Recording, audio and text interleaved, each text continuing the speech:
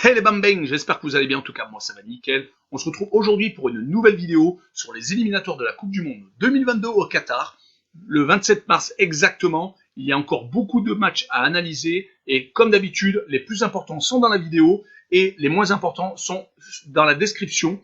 Également dans la description, vous retrouverez le lien Telegram où on est de plus en plus nombreux et on interagit comme d'habitude sur les tickets que vous faites, sur les conseils à donner, pour éviter également les erreurs, car actuellement il y a énormément de surprises. Les clubs favoris, malheureusement, ne répondent pas obligatoirement à toutes nos attentes. Il faut éviter de s'enflammer. Je vous donne comme d'habitude tous les jours deux codes safe donc, et une code fun. Il ne faut vraiment pas hésiter à venir nous rejoindre sur le lien Telegram. Également, mettez-moi un petit commentaire. Ça me fait bien entendu interagir avec vous. C'est très important. Également, mettez-moi un pouce. N'hésitez pas, ça référence la vidéo et ça permet à de plus en plus de gens de nous rejoindre et de bien entendu, ça me motive pour faire de plus en plus de vidéos car je pense que vous en êtes vraiment demandeurs. Également, abonnez-vous, on est de plus en plus nombreux.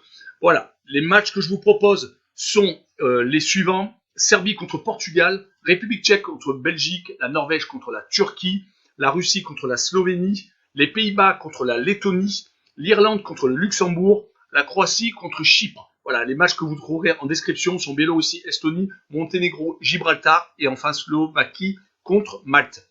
Avant d'analyser le reste des matchs, je reviens d'abord sur les résultats des éliminatoires du 25 mars de la Coupe du Monde donc 2022, où sur les 13 matchs que je vous ai proposés, j'en ai eu 12 de justes. Le seul que j'ai eu faux, c'était le match nul entre l'Espagne et la Grèce. J'ai tout de même eu 4 scores exacts, qui sont la victoire du Danemark en Israël 2-0, la victoire de l'Allemagne contre l'Islande 3-0, la victoire de l'Albanie en Andorre 1-0 et le match nul entre la Moldavie et les îles Féroé 1 partout. J'ai donc trouvé le match nul de l'Écosse contre l'Autriche et le match nul de la Hongrie contre la Pologne. Après les autres matchs, c'était plus ou moins quand même de la logique. Bon, aussi l'Arménie qui s'impose au Liechtenstein, mais ça aussi, bon, c'est des petits matchs certes, mais qui ont quand même une valeur pour les habitants de ce pays-là. Passons au premier match et la Serbie qui reçoit le Portugal. Les Serbes sont sur 5 matchs nuls sur les 7 derniers matchs contre des équipes voilà, en match amical contre le Panama ou la République dominicaine par exemple, où je pense qu'ils ont dû faire quand même tourner.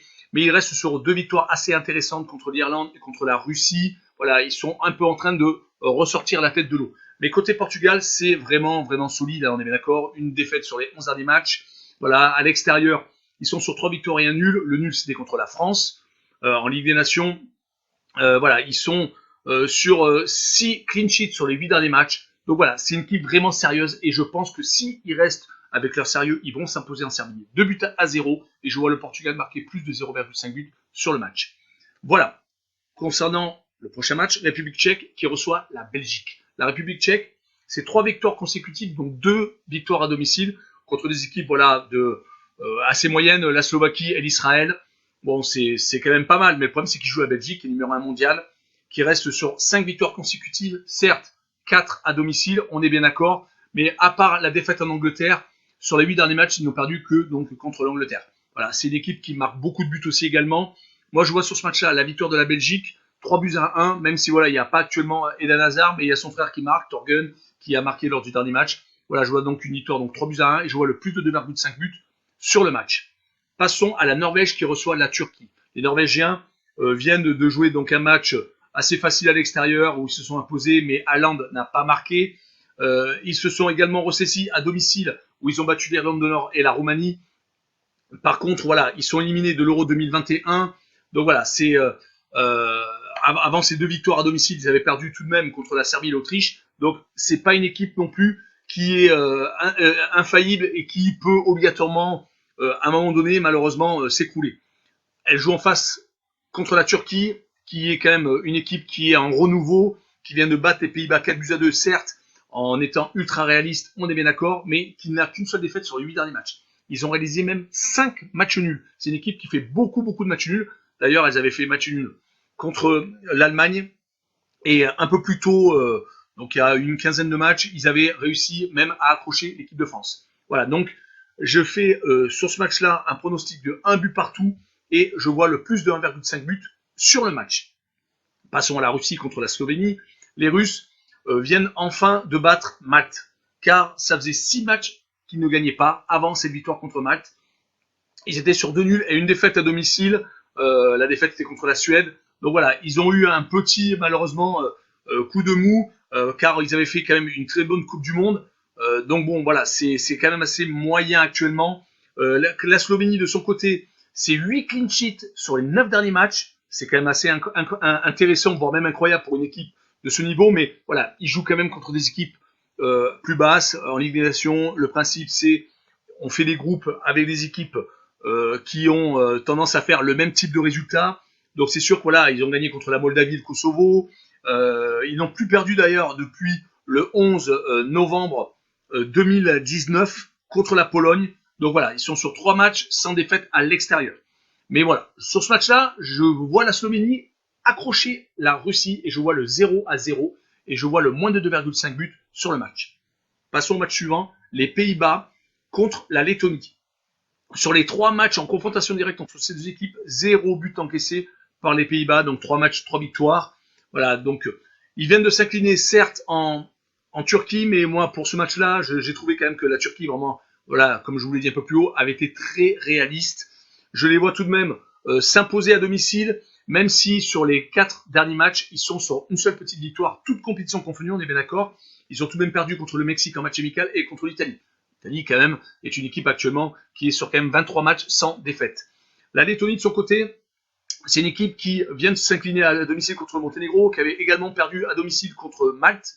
Donc voilà, c'est une équipe qui est sur 5 matchs sans défaite à l'extérieur, mais voilà, elle perd à domicile, mais elle ne perd pas à l'extérieur, ce qui est assez incroyable. Mais bon, voilà, ils jouent contre Andorre, Saint-Marin, donc voilà, tout le monde plus ou moins a réussi à faire des résultats contre ces équipes-là. Je vois une victoire 3-0 des Pays-Bas et je vois le plus de 1,5 but pour l'équipe des Pays-Bas sur ce match-là. Passons à l'Irlande contre le Luxembourg. Les Irlandais, c'est 5 défaites sur les 8 derniers matchs. C'est vraiment pas extraordinaire. 10 matchs sans victoire depuis le 11 novembre 2019. Donc ça remonte, on est bien d'accord. J'avais du mal à trouver la date, car c'est vrai que ça remonte tellement il y a longtemps. À domicile, il reste quand même sur 2 matchs nuls assez intéressants contre le Pays de Galles et contre le Danemark. Et ils viennent de faire 0-0 contre la Bulgarie.